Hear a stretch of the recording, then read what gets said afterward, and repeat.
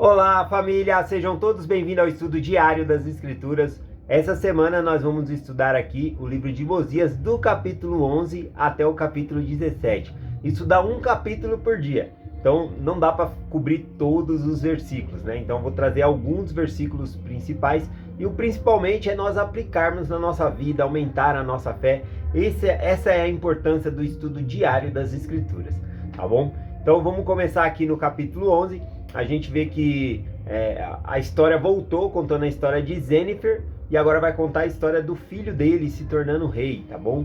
O filho dele, Noé. Então vamos começar aqui no versículo 1, que diz assim: E então aconteceu que Zênifer conferiu o reino a Noé, um de seus filhos. Portanto, Noé começou a reinar em seu lugar, e ele não seguiu os caminhos de seu pai. Aqui quando diz, né, que não seguiu os caminhos, né, de seu pai ali, significa os passos. O pai dele seguia o caminho do evangelho, guardava os mandamentos de Deus. Esse que é o sentido. Também, semana passada, nós estudamos sobre as tradições, tá bom? Então, a palavra de Deus ela é poderosa para mudar tradições, para quebrar essas culturas, né, de não servir ao Senhor. Esse que é o sentido. Ó, não ligue se vocês ouvirem o som do vizinho, que ele aumenta, baixa, né? Espero que as músicas de baixo calão, às vezes, que é ouvido, é pior, né? Às vezes. Mas vamos seguindo aqui, né? Só prestar atenção na voz aqui, né? Na palavra de Deus. Bom, então, aqui o rei Noé, nós não podemos dizer, ele era filho de Zênifer. Zênifer, ele conhecia as escrituras, ele falava das escrituras, tá bom? Então podemos ver que o rei Noé, ele tinha esse ensinamento no lar, porque o pai dele tanto era um patriarca dentro do lar, cuidando da família, como também o pai dele era o patriarca do reino, né? O rei ali do reino. Então ele foi um bom rei, tá bom? Eles tiveram a sua dificuldade ali, mas no âmbito geral ele guardou os mandamentos e foi livrado com a força do Senhor, conforme nós estudamos semana passada. E aqui eu trouxe outros exemplos também, né? Lá em Mosias capítulo 6, já falando do rei Mosias mesmo, fala que ele seguiu os caminhos do Senhor. Então, na verdade, aqui quando fala seguir o caminho do pai, significa seguir o caminho do Senhor. Zênifer andou no caminho do Senhor. E rei Noé, então, ele não seguiu o caminho do Senhor. Também em Mosias capítulo 6, versículo 7, fala que Mosias, ele fez com que o povo cultivasse a terra, plantou com a própria mão ali, porque ele seguiu também o exemplo do pai dele havia deixado, né, de não cobrar impostos demais das pessoas, mas trabalhar com as próprias mãos para não ser pesado ao povo. Por que eu estou falando isso? Porque esse rei Noé ele vai fazer totalmente diferente do que foi ensinado, tá bom? Do que o pai dele vivia aqui. Vamos aqui, versículo 2. Pois eis que não guardou os mandamentos de Deus, mas seguiu os desejos de seu próprio coração. Esse que é o problema, né? Então, quando falou que não seguiu o caminho do Pai, não guardou os mandamentos de Deus, não seguiu o caminho do Senhor. E aqui, ele seguiu o caminho, ou seja, os desejos do seu próprio coração. E o coração dele desejava coisas iníquas, né? Embora ele tenha crescido dentro de um lar, né, cheio de ensinamento do Evangelho, porque o rei Zênifer, né, quando o povo foi ser atacado, ali ele falou sobre ser forte como Moisés, acreditar na força do Senhor. Então ele tinha esse conhecimento e passou. Não só o rei Noé, ele vai se tornar iníquo. Eu acredito que não, quando ele assume o reino, ele não está iníquo. A gente vê uma transformação nesse reino. Tanto as pessoas que eram lideradas também passaram a ser iníquas, tá bom? Então a gente consegue ver esse tipo de estrutura aqui, ele seguindo os desejos do seu próprio coração. Teve muitas esposas e concubina, e levou o seu povo a cometer pecado, e a fazer o que era abominável aos olhos do Senhor. Sim, começaram a cometer libertinagem, todo tipo de iniquidade. Ou seja, ele seguiu ali o desejo do seu coração e fez também com que as outras pessoas seguissem o desejo do coração. No versículo 3, a gente vê ele cobrando impostos a mais, né, do que... Por quê? Porque ele não queria trabalhar e também para sustentar suas muitas mulheres e concubinas, né? E ele aumenta esses impostos também porque ele vai destituir, os sacerdotes que o pai dele tinha, e vai fazer um novo grupo de amigo aqui. Então ele cobra imposto a mais para que ele não precise trabalhar, diferente de Zênifer, que trabalhava, ou o rei Benjamim, que trabalhava com as próprias mãos para servir o povo, e Mosias, né, seguiu o exemplo do pai. E aqui no caso a gente vê ele não seguindo, ele cobrando imposto a mais aqui. No versículo 4 é dito que ele modificou os negócios do reino. Qual que era o negócio do reino? Cobrar os impostos, porque já existia, só que ele aumentou esses impostos.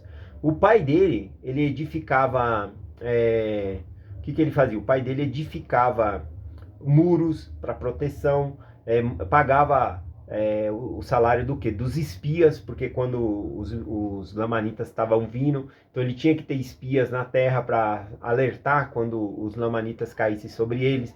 Então tinha tudo isso, né, que o dinheiro servia para ajudar no próprio reino. Porém aqui, modificar os negócios do reino é porque ele está fazendo coisas para si mesmo, tá bom? Ele está fazendo coisas para si mesmo, em vez de beneficiar todo o povo aqui.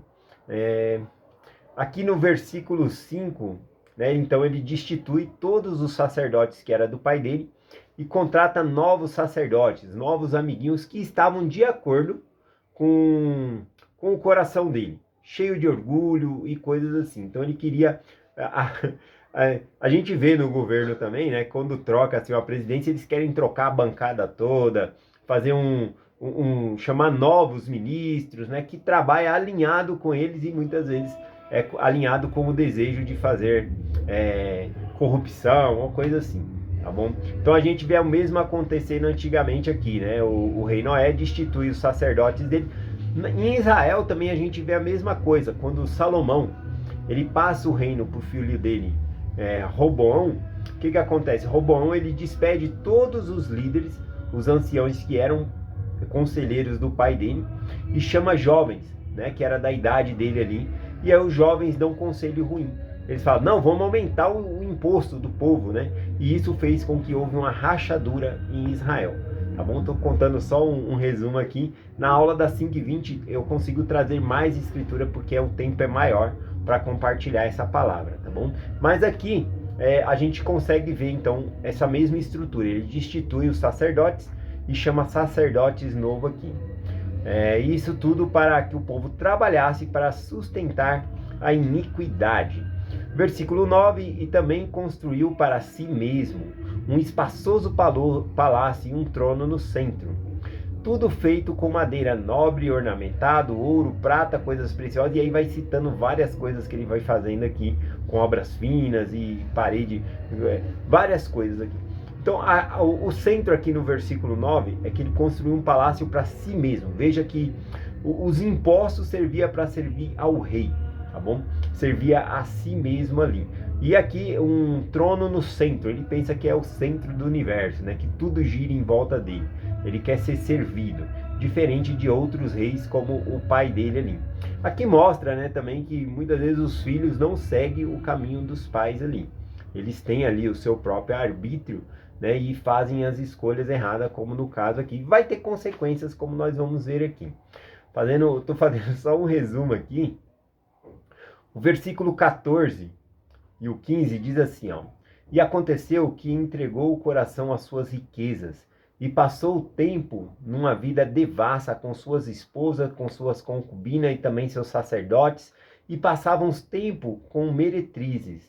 E aconteceu que plantou uma vinha na terra, e construiu lagares, e fez vinho em abundância, e tornou-se, portanto, um bebedor de vinho, assim como o seu povo. Então, aqui, quem olhasse o reino nesse ponto da história aqui, ele construiu aqui um pouco para cima vários palácios, várias casas, né? O reino estava crescendo, ele construiu uma torre ao lado do templo, uma torre bem alta que dava para ver a terra de Silom, se os inimigos vinham. Ele fez muita coisa aqui. Quem está na história aqui conseguiria ver o que? O reino cresceu, nós estamos prosperando com esse reino, né? Com esse rei. Porém, o que acontece? Tudo isso era com o trabalho do povo, com os impostos, mas a iniquidade estava reinando, tá bom? Então não adianta a gente ser rico financeiramente. A gente viu aqui a prosperidade física desse reino, mas espiritualmente a gente está vendo a decadência desse reino. tá bom? Então nós devemos ter cuidado. Aqui eu lembrei de Apocalipse, né? Capítulo 3, versículo 14 em diante, lá quando o Senhor fala para a igreja de Laodiceia, uma igreja rica, morava num lugar onde as águas eram termas, né? Lá tinha a melhor medicina de óleos, né? De fabricação de colírio, né? Era uma cidade de muita abundância, tinha ouro, prata, era uma cidade rica, tá bom? Uma cidade muito boa, Laodiceia. E quando o Senhor vai falar com aquela igreja, observe o que o Senhor fala, né? A partir do versículo 17, Apocalipse 3, 17. Porque dizes, ou seja, a igreja estava dizendo, sou rica, rico sou, estou enriquecido, e de nada tenho falta, e não sabes que és desgraçado, miserável, pobre, cego e nu. Ali a igreja estava achando que era rica, tinha tudo, não sentia falta de nada, e o Senhor, na visão de Deus, Deus fala, você é miserável, né? Pobre, cego e nu. Aí o Senhor aconselha a igreja, aconselho-te que de mim compre ouro refinado no fogo, para que enriqueças, vestes brancas, ou seja, fazer convênios com o Senhor, entrar no templo, é isso que mostra a riqueza. Vamos fazer convênio, para que se vista, e diz aqui, e não apareça a vergonha de sua nudez, e que unja os teus olhos com um colírio, para que vejam. Eles eram cegos, né? A riqueza deles cegavam ele. O mesmo acontecia na igreja de Laodiceia, com o povo do rei Noé, a mesma coisa. Eles enxergavam o reino próspero, mas eram pobres espiritualmente. Eles estavam cegos. Aqui na igreja Apocalipse, o Senhor falou, eu aconselho que compre colírios de mim, porque vocês é cego. O colírio vai abrir os olhos de vocês, para vocês verem a pobreza que vocês têm. Tá bom? Então ele continua aqui. E eu repreendo e castigo todos quanto amo. Sê, pois, zeloso e arrepende-te. Chama aqui no arrependimento, né? Aí continua falando que estou à porta e bata, aquele que ouvir a voz abrir, né? O Senhor vai cear com ele. Então tem muitas coisas aqui que vai falar. Bom, as iniquidades têm consequências. Então, no caso aqui do rei Noé, e a iniquidade que ele estava vivendo, a gente vai ver as consequências aqui, a partir do versículo 16, né, falando sobre as consequências do pecado. Vamos lá, diz assim, e aconteceu que os lamanitas começaram a investir contra o seu povo, atacando pequenos grupos, e matá-los em seu campo, enquanto cuidava de seu rebanho. E o rei Noé espalhou guardas pela terra, para conter. Não enviou, porém, um número suficiente, e os lamanitas caíram sobre eles e mataram, e levaram muitos do seu rebanho para fora da terra. E assim os lamanitas começaram a destruir os exércitos e a exercer domínio contra eles. E aconteceu que o rei Noé enviou o seu exército contra eles, e eles foram rejaçados, ou melhor, fizeram com que retrocedesse por algum tempo, e voltaram, portanto, a regozijar-se com seus despojos. Então, por causa dessa grande vitória, encheu o coração de orgulho e vangloriavam-se de sua própria força, dizendo que 50 dos seus podiam com milhares de lamanitas. E assim vangloriavam-se e deleitavam-se com o sangue do derramamento de seus irmãos. Isso por causa da iniquidade de seu rei e de seus sacerdotes. Então vemos que Deus ele deixou de proteger, os lamanitas começaram a atacar eles em pequenos grupos. O rei Noé, ele faz o seu exército contra os lamanitas, faz eles retroceder. Mas também houve morte da parte dos nefitas, né? Só que o que acontece? Essa morte não causa efeito neles no sentido de tristeza. Por exemplo, né? Aqui quando fala, e assim se vangloriavam e deleitavam com o sangue e derramamento do sangue de seus irmãos. É o sangue dos próprios nefitas que morriam tentando defender a terra ou obedecendo o rei para ir atacar ali, né? A gente tem em Mosias capítulo 9, por exemplo, quando é citado lá, a grande tristeza do rei Lime, tá bom? Que quando ia guerrear os lamanitas, matou lá 3.000, até anotei aqui, tá lá em Mosias capítulo 9, versículo 19, um pouquinho antes fala que eles lutaram contra os lamanitas e mataram 3.043 deles. Porém, ele diz no versículo 19, para nossa grande tristeza e lamentação, 279 de nossos irmãos foram mortos. Então vejo que o rei Lime, ele se preocupa com o seu povo. Olha, do meu povo ainda morreu 279. Né? E mesmo que ele matou um número grande de lamanitas, ainda assim ele estava triste pela perda de seus homens. E aqui a gente não vê o mesmo com o rei Noé. Aqui a frase diz, né, que ele se deleitava com o sangue e o derramamento do sangue de seus irmãos. Então ele não tinha o mesmo amor. Bom, então devido a essa grande iniquidade vem a admoestação do Senhor por parte de um homem que surgiu entre eles, tá bom? Deus levanta um profeta entre eles, Abinadi. A gente vai estudar bastante sobre Abinadi essa semana, a palavra do Senhor. Vamos começar aqui então no versículo 20. Versículo 20 diz assim: E aconteceu que existia entre eles um homem, cujo nome era Abinadi, e ele começou a profetizar no meio deles, dizendo: Eis que assim diz o Senhor, assim me ordenou, dizendo: Vai, dize a esse povo, assim diz o Senhor: Ai deste povo, porque vi as suas abominações, iniquidades e suas fornicações, e a não ser que se arrependam, visitá-lo-eis com a minha ira. E aí ele vai falando várias coisas aqui. Só que o povo não está com medo do profeta Abinadi, né, e dos inimigos virem contra eles. Por quê?